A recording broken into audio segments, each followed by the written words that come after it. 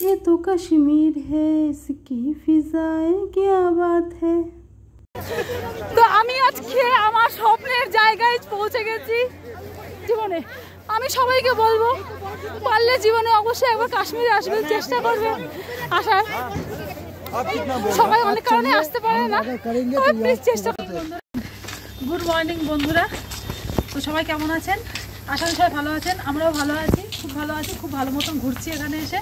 তো এখন আবার শ্রীনগর আছি, শ্রীনগর থেকে আমরা এখন যাচ্ছি গুলমার্গ। আমি ভুলে গিয়েছিলাম, তো আমরা এখন গুলমার্গে যাচ্ছি। তো এইবার দেখা হবে গুলমার্গে গিয়ে। আমরা এখন আমাদের যে বাসটা আছে সেই বাসটায় উঠে পড়বো, উঠে আমরা এখন চলে যাবো গুলমার্গে। আমরা আমাদের গাড়িতে উঠে পড়েছি আর উঠে পড়ে চললাম গন্তব্যের দিকে। আমাদের গাড়ি এখন শ্রীনগরের পথে, আর শ্রীনগর থেকে গুলমার্গ হলো 51 কিলোমিটার। আর আমরা বলছি গুলমার্গ যাব, কিন্তু এই গাড়ি গুলমার্গ অবধি পুরো যাবে না, এই গাড়ি গিয়ে থামবে ট্যানমার্গ অবধি। ট্যানমার্গ থেকে আমাদের আবার গাড়ি ধরতে হবে, গাড়ি ধরে তারপরে যেতে হবে গুলমার্গে। ট্যানমার্গে যাওয়ার জন্য যেই গাড়ি আমরা ভাড়া নেব, তো উনিই নিয়ে যাবেন আমাদের জুতো আর জ্যাকেট ভাড়া নেওয়ার জন্য। আমাদের গুলমার্গে যেতে গেলে জুতো তো অবশ্যই দরকার, আর জ্যাকেট যদি নিজের কাছে থাকে তো লাগবে না, না থাকলে একটা ভাড়া নিয়ে নিতে হবে। তবে একটা কথা, ওরা দাম বলবে অনেক, দাম দর একটু করে নিতে হবে। ওরা যা বলবে তা দাম দিলে তো হবে না, নিজেদের মতো নিজেরা দাম দর করে তারপরে জুতো আর জ্যাকেট ভাড়া নিতে হবে। ওরা অনেক টাকা চেয়ে ফেলে, ওখান থেকে নিজেদের বাঁচাতে হবে। রাস্তায় যেতে গিয়ে এত বরফ, দুই পাশে এতটা বরফ, এত সুন্দর লাগছে না দেখতে। আমি তো জাস্ট তাকিয়ে আছি আর ভাবতে পারছি না।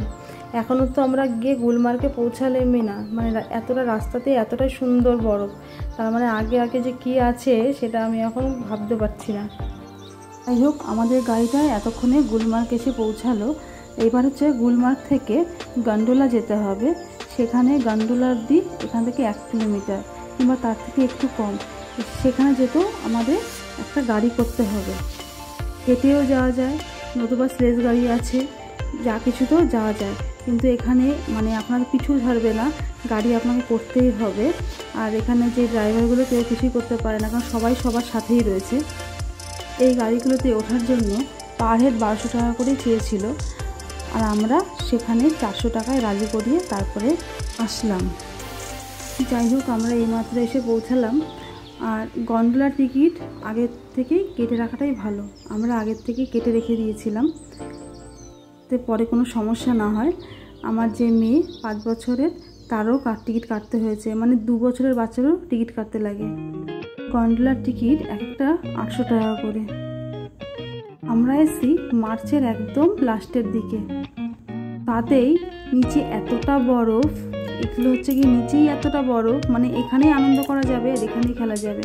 তো গন্ডোলার লাইনটা শুধু দেখুন, গন্ডোলা চড়া যায় লাইনটা একদম, তো মনে হচ্ছে গেটের সামনে থেকেই শুরু হয়েছে, এত বড় লাইন। তো ভিতরে জানি না কি অবস্থা।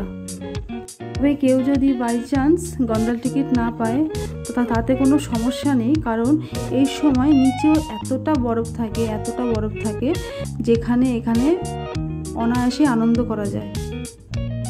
তো আমাদের লাইনটা এগোতে এগোতে এবারে ভেতরের দিকে চলে এসছে।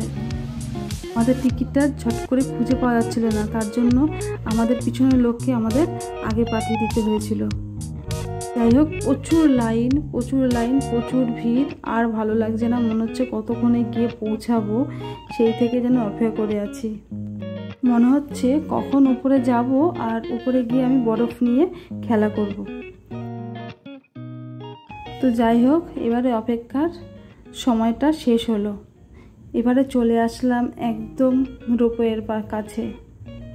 আমরা যদি কোনো কারণে গন্ডোলা টিকিট না পাই, তার জন্য ভয়ে ভয়ে আমরা প্রায় 4 মাস আগে গন্ডোলা টিকিট কেটে রেখে দিয়েছিলাম, কারণ এর একটা মজাও আলাদা না।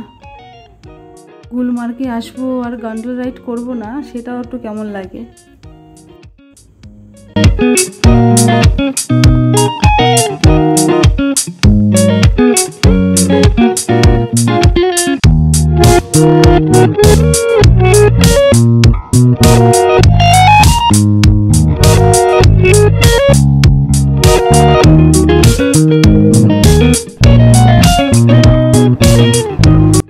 এবারে ফাইনালি আমাদের বাড়ি চলে আসলো, আর এবারে আমরা উঠে পড়লাম।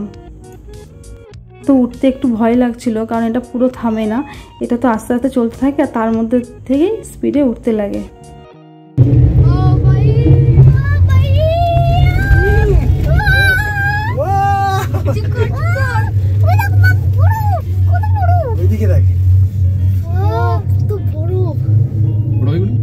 তো আমার বাচ্চাদের তো দেখেই মনে হচ্ছে যে ওরা কতটা খুশি আর কতটা আনন্দ। আমার বাচ্চা কেন, সাথে আমার বাচ্চার মা বাবাও খুব খুশি আর আনন্দ পাচ্ছে। আর এই যে গন্ডোলে উঠে এই যে সামনের যে দৃশ্যগুলো, উফ, just wow, just wow, just wow.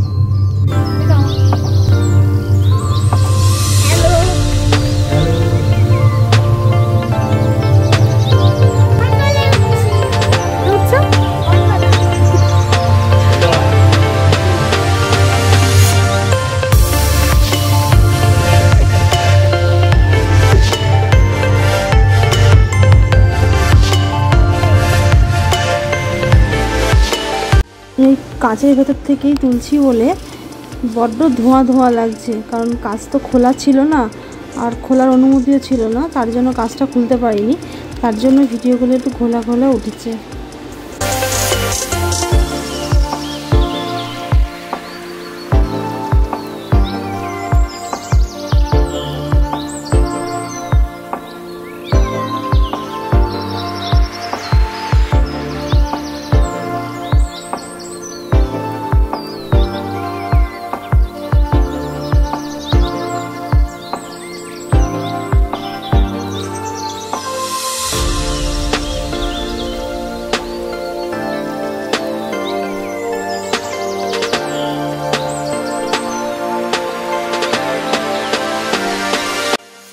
রোপওয়ের থেকে নিচে যখন তাকাচ্ছি, সত্যি কথা বলতে পুরো লাগছে একদম মানে গাছে নিচে যেন বরফ, মাটির বদলে রয়েছে বরফ, আর বরফের মধ্যে সব গাছগুলো হয়ে রয়েছে।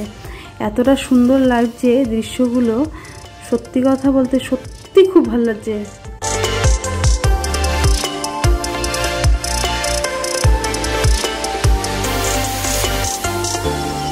এবার আমাদের রোপওয়ে ঢুকে পড়েছে, এবার আমরা রোপওয়ের থেকে নামবো। তো যাই হোক, অনেকটা সিঁড়ি, খুব বেশিও না, সিঁড়িগুলো ভালোই। তো এবারে সেখান থেকে নামলাম, আর আমি তো শুধু বরফ দেখতেই ব্যস্ত। আজকের ওয়েদারটা খুব ভালো, কোনো বৃষ্টি বাদলা নেই, বেশ ওয়েদারটা ভালো। ওয়েদারটা একটু খারাপ থাকলে না স্নোফল দেখা যায় একটু বৃষ্টি হলে, কিন্তু আমরা স্নোফল দেখতে পেলাম না, কারণ ওয়েদারটা ভালো, যথেষ্ট রোদ উঠেছে এখানে। ফার্স্ট ফেসেই এত বরফ যে সেকেন্ড ফেসে যাওয়ার কোনো প্রয়োজন মনে হবে না। তবু আমাদের সেকেন্ড ফেসের টিকিট কাটা ছিল না, ফার্স্টেরই ছিল, তার জন্য আমরা ফার্স্টেই যা বরফ পাবো তাতেই আমাদের হয়ে যাবে। বরফ পাবো কি, প্রচুর বরফ আছে, প্রচুর প্রচুর প্রচুর। আমি তো ভীষণ খুশি, ভীষণ খুশি আমি গুলমার্গে এসে, ভীষণ খুশি আমি কাশ্মীরে এসে। এখানে আসতে না আসতেই সবাই একদম ছেঁকে ধরেছে স্লেজ গাড়ি করার জন্য বা স্কিন করার জন্য। আগে কিছু করতে হবে, তারপরে অন্য কথা। তো আমি আজকে আমার স্বপ্নের জায়গায় পৌঁছে গেছি, আমার স্বপ্ন ছিল। তা আমি এখন রয়েছে এই যে গুলমার্গে, যেখানে আসার আমার অনেক দিন ধরে ইচ্ছা ছিল, বাট হয়ে ওঠেনি। তা আজকে চলে এসেছি। এই যে স্বর্গ, সত্যি কাশ্মীর স্বর্গ, সত্যি কথা। কাশ্মীর আমি যেরকম মানে আমি কোনোদিন ভাবিনি যে এতটা সুন্দর হতে পারে। সত্যি বড় পাওনা জীবনে। আমি সবাইকে বলবো, পারলে জীবনে অবশ্যই একবার কাশ্মীরে আসবে, চেষ্টা করবে আসার। সবাই অনেক কারণে আসতে পারে না, তবে প্লিজ চেষ্টা করবেন। সত্যি স্বর্গ। আমরা তো স্বর্গ দেখিনি, আমরা শুধু ভাবি স্বর্গটা এরকম হতে পারে বা এরকম হতে পারে। এই কাশ্মীরে এসে ভাবলাম যে আসলে কাশ্মীরটা স্বর্গ, আসলেও স্বর্গ, আসলেও স্বর্গ। এখানে আমি এসেছি আমার লাইফ পার্টনারের সাথে, তার সাথে কিছু মস্তি করব না, তা শুরু করে দিলাম তার সাথে মস্তি করা। কিছু ভিডিও করে নিলাম, কিছু রিলস বানিয়ে নিলাম, যেটাতে আমি ভীষণ মানে আনন্দ পাচ্ছিলাম, মজা করছিলাম। ভিডিও করার পরে বাচ্চাগুলো শুরু করে দিল স্লেজ গাড়ি চড়া। এখানে কিন্তু দুটো গাড়িতে দুজন বসেছে, শুধু একজন মানুষই দুটো গাড়ি টানছে। আর আমার ছেলে তো চলে গেছে স্কিন করতে, ওর ওখানে ভিডিও করা হলো না, কারণ আমি এখানে আছি মেয়ের সাথে, তার জন্য। এখানকার লোকগুলো খুব জোরাজোরি করে। আচ্ছা করবে নাই বা কেন, কারণ যেটা পরে বুঝলাম ওদের এই করেই খাওয়া দাওয়া, তাই না? ওদের তো শুধু সংসারটা তো চলতে হবে, আমরা যদি ওদের সাথে সাথ না দিই তাহলে ওদের পেটটা কী করে চলবে। এখানকার লোকগুলো কিন্তু অনেক ভালো, তাই বেশি চিন্তাভাবনা না করে একটু দাম দর করে সবাইকে শেষ গাড়ি চড়িয়ে ফেললাম। ওরা অনেক টাকা চায়, অনেক টাকা চায়, একটু দাম দর করে নিলে অনেকটা কমেও ওরা করিয়ে দেয়, মানে রাইড করিয়ে দেয়। গাড়ি আমাদের টানতে টানতে নিয়ে আসলো একটা কুয়ার কাছে। এই কুয়াটার কাছে গাড়ি থামিয়ে আমাদের বলল, ইসমে এক শিক্ষা দিয়ে দো আর ইসকি ফটো ले लो, ব্যাস এইটুকুই। এই কুয়ার কথা যখন ওনাদের জিজ্ঞাসা করলাম তো ওনারা সেরকম কোনো উত্তর দিল না, আমার কথা বুঝতে পারলো না, আমি সেটাই বুঝতে পারলাম না। তো যাই হোক, ওনারা আমাকেও ছাড়লো না, আমাকে নিয়েও চড়িয়ে দিল গাড়িতে। আমার আর বসে বসে ভালো লাগছিল না।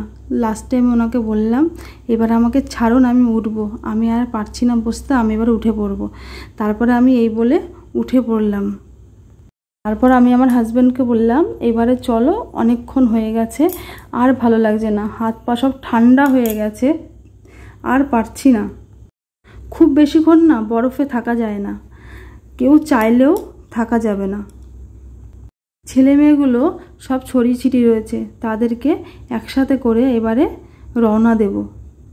গুলমার্গে এসে তো আমাদের খুবই ভালো লাগলো, এবারে আমাদের আবার রোপওয়ের কাছে চলে যেতে হবে, তারপরে রোপওয়ে করে আমরা এবারে নিচে নেমে পড়ব। বন্ধুরা, আজকের ভিডিওটা এই অবধি, তো দেখা হবে অন্য কোনো ভিডিওতে। ততক্ষণ সবাই ভালো থাকবেন, টাটা, বাই বাই।